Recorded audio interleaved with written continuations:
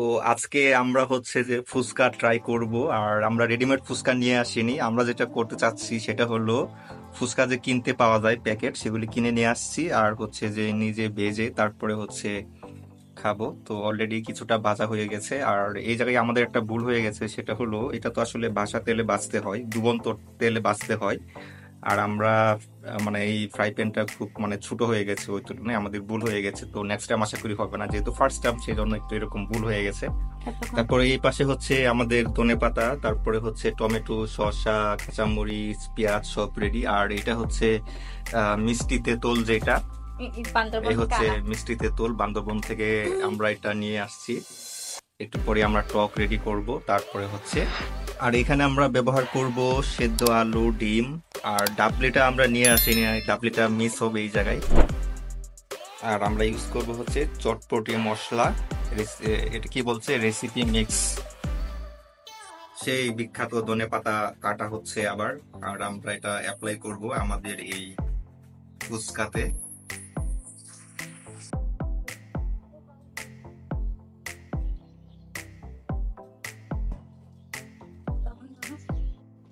পরিমাণ মতো লবণ। সূর্যাস্ত যাচ্ছে এখন বিকেল বেলা। এটা হচ্ছে ধানের ক্ষেত।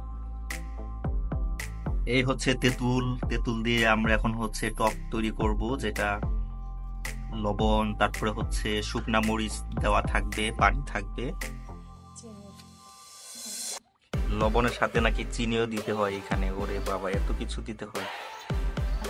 আর এই হচ্ছে সেই তেঁতুল যেটা বান্দরবন দার্জিলিং পাড়া থেকে আমরা ইম্পোর্ট করেছিলাম। সেই টেস্ট, এটা কিন্তু মিষ্টি তেঁতুল। হ্যাঁ গাইস, আমাদের ফুচকা রেডি হচ্ছে। এই সেই আলু মাখা, ডিম, তারপরে হচ্ছে এই হচ্ছে সালাদের মতো আর কি। আর এখানে আবার পেঁয়াজ মরিচ আলাদা করে টক দেওয়া হচ্ছে, যেটা এখন আমি খাবো। তো ফুচকা রেডি হয়ে গেছে, এখন হচ্ছে আমি এটা খাবো। খেয়ে আমি দেখবো যে আমরা যেটা বাজারে কিনে খাই চটপটি বা ফুচকার দোকান থেকে, সেটার সাথে এটার টেস্টটা কিরকম হয়।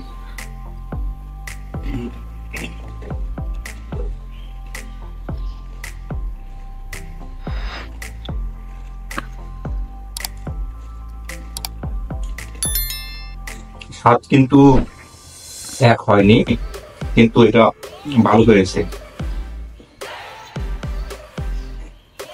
বাজারের সাথে ম্যাচ করে না, বাট ভালো, ভালো টেস্টি।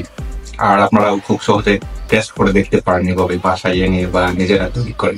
তো আজকে এ পর্যন্তই।